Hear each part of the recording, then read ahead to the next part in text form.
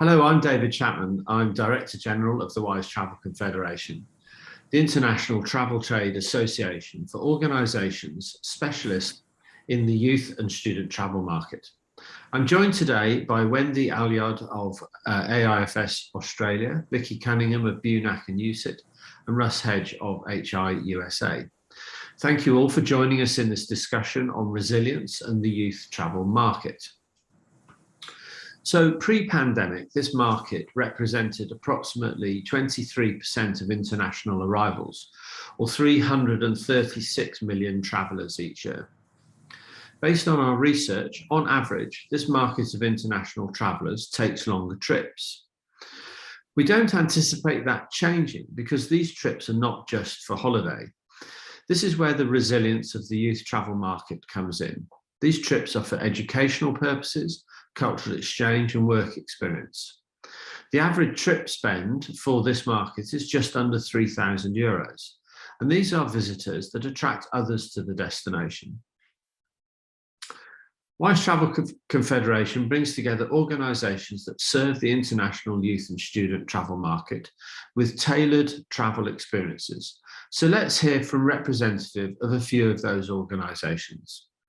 Wendi, can we start with you? How do you feel about the youth travel market? Is it a resilient one? Hi, David. Absolutely. I think we saw the youth travel market before COVID was resilient, and I don't have concerns that youth now returning remains to be a resilient one.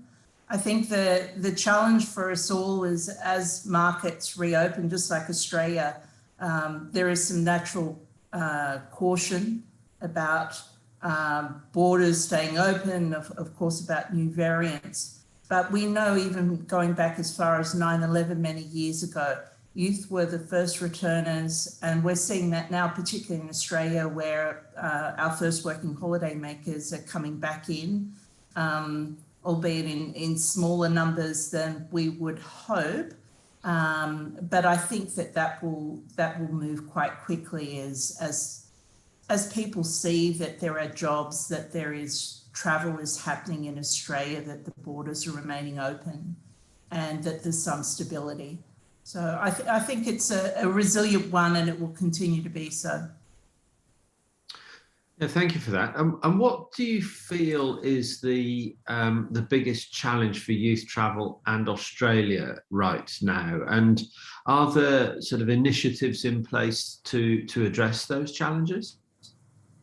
Yes, I mean, you probably saw that there has been some changes, and they're happening almost on a weekly basis on how people arrive, the testing regime to get across our borders. So I think that's challenging in communicating what is quite a fluid arrival or arrival arrangements.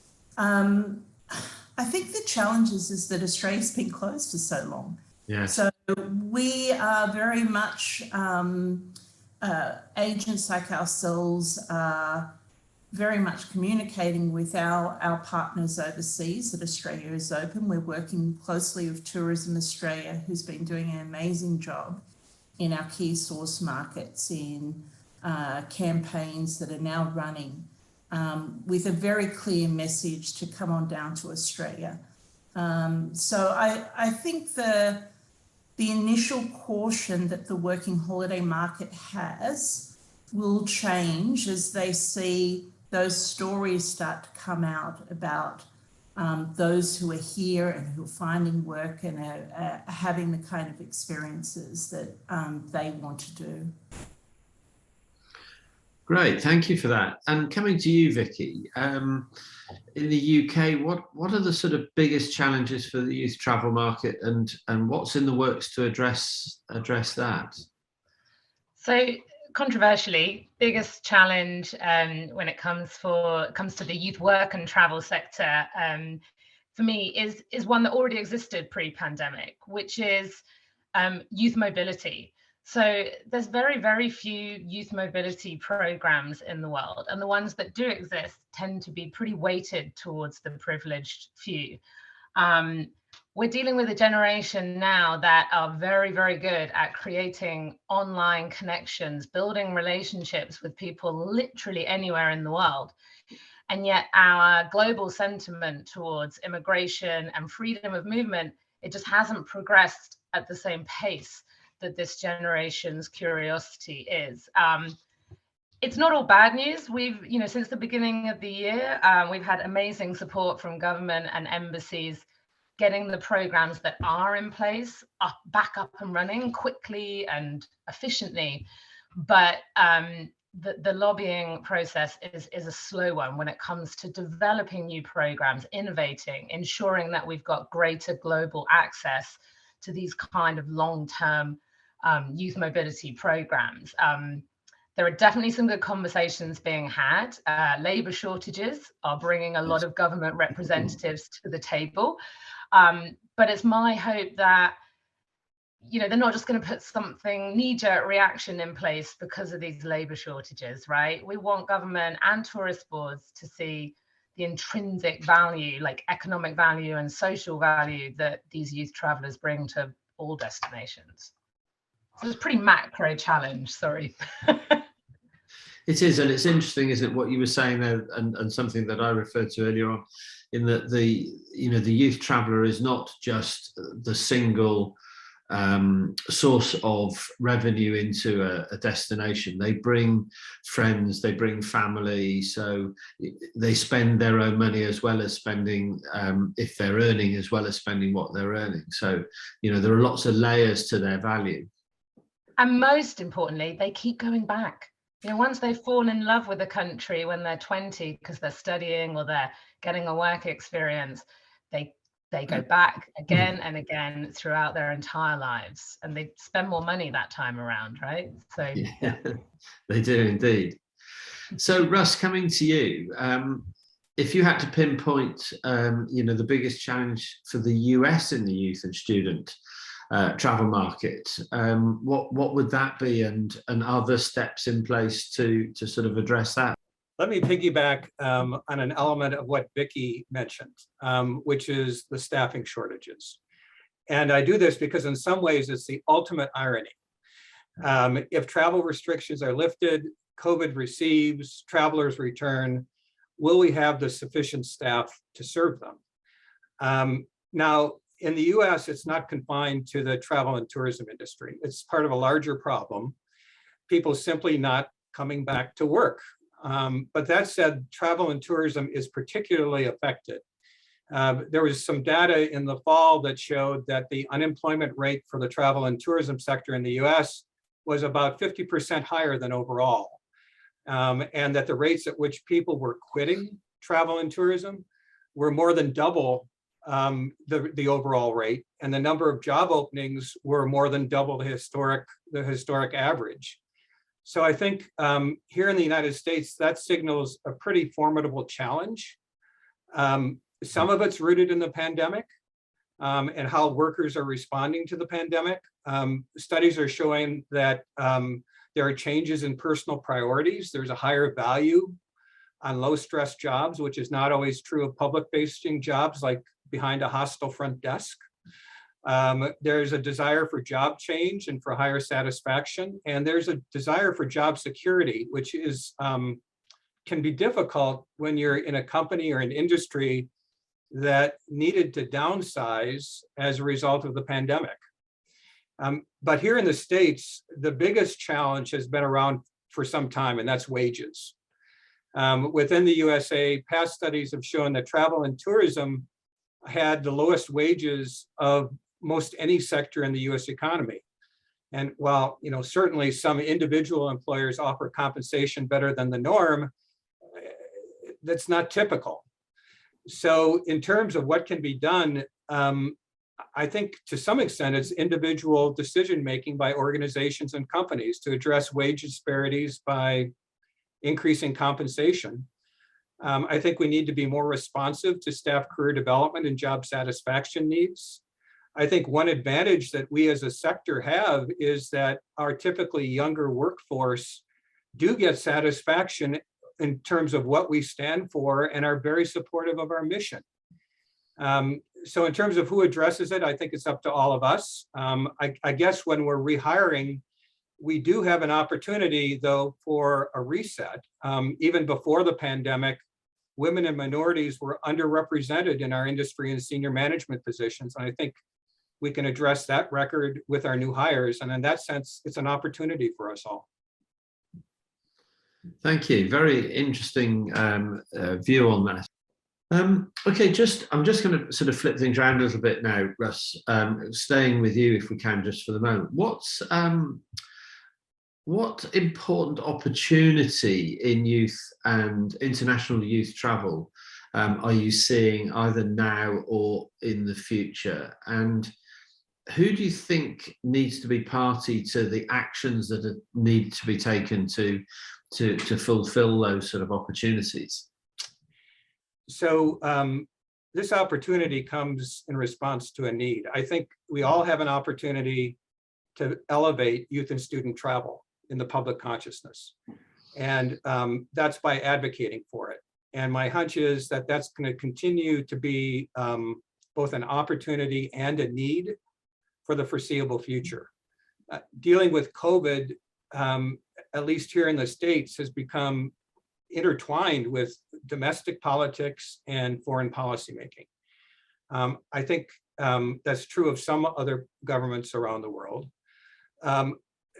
COVID, we've all seen, can be a legitimate reason to slow down other activities, to take extra steps and to erect barriers. And the challenge is we still don't know enough about the science of COVID to be able to confidently label any particular action as a responsible health measure or as a means to deal with a different problem or intention. We see it in the private sector. Companies can easily cite COVID as an excuse for poor customer service or poor performance, where the problem lies elsewhere.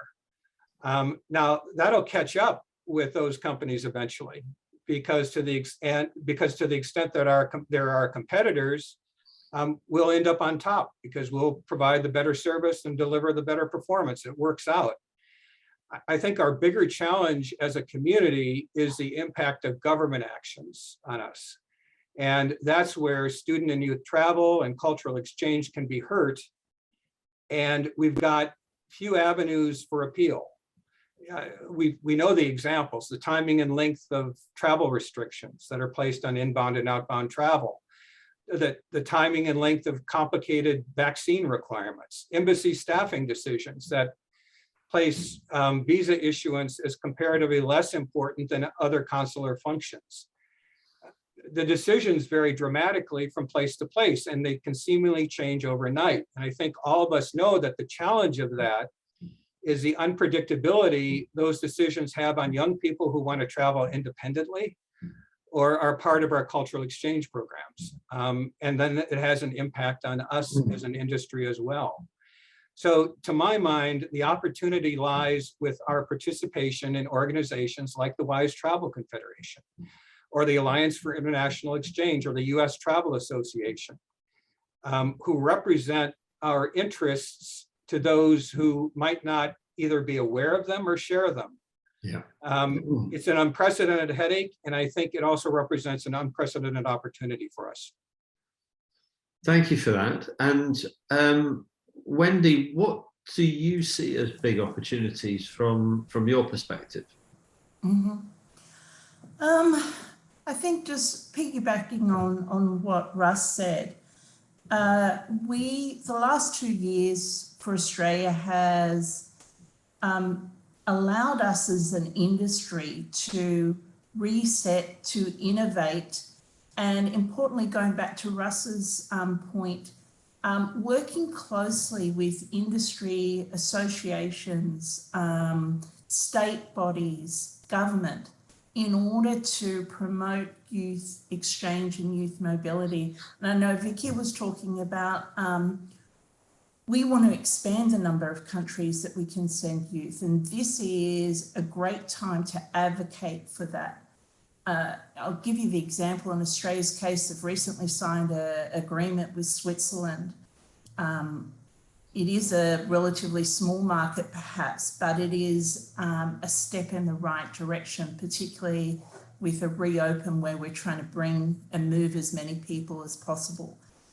I think the job situation, the shortages that we face as an industry can be flipped over to, for those who are travelling, there is real opportunity to try jobs and to have experiences that you would not otherwise had prior to COVID. So in the case of Australia, we had a group that came in the past week, and we have been able to send them to jobs that we would have really struggled to get prior to COVID for working holiday makers. So they can enhance their CVs, they can, the opportunity for them to actually take the experience that they've had at university or in their home country and add to that and gain global work experience really does exist now. And I think as an industry, that's one thing that we can really move forward on and try and build on that as we all start to restart. Thank you. And Vicki, the biggest opportunity for youth and student travel in your opinion, please? I think the biggest opportunity for our sector is our young travellers themselves. This generation we talked about their resilience, but they also set the trends. They're the trailblazers, right? And, you know, looking at things like sustainable travel and lessening our environmental impact, you know, research shows that these guys are more likely to spend a little bit more making a better environmental or sustainable decision, far more likely than Gen X or baby boomers. And that therefore gives us the opportunity to lead that innovation in how we can create better sustainable products and experiences, because we've got the audience that are gonna grab it with both hands. So I think that's a huge opportunity, but not to sort of, you know, labor the point. I also think, you know, the biggest opportunity is that this group of people become the business and luxury travelers of the future. And capturing their attention just needs to be the #1 priority for pretty much every destination in the world, if you want that business luxury travel later down the line. And actually Australia is, you know, I think is leading the way and always has led the way in recognizing the value of youth travel. But to ensure we keep this as an opportunity, what inspires me, David, is that if 336 million young people are curious enough to get traveling, even without that focus from tourist boards and governments, the opportunity, if they all wake up and start competing with Australia, I think is massive. So I'm inspired by that. But it all comes back to these conversations that I think are being finally had, which is exciting. Great, thank you very much. I'd just like to conclude by asking each of you for one word that describes your outlook mood on international youth and student travel for the coming year. So Wendi, if I can ask you. Optimistic. Thank you. Captures it. Russ? I would say complicated. Vicki? Buoyant. I'm going to go with onwards. Okay, thank you very much for your insights, Vicki, Wendi and Russ. For more on international youth and student travel, please connect with WYSE Travel Confederation and we'd be very happy to have a chat with you. Thank you very much indeed and goodbye.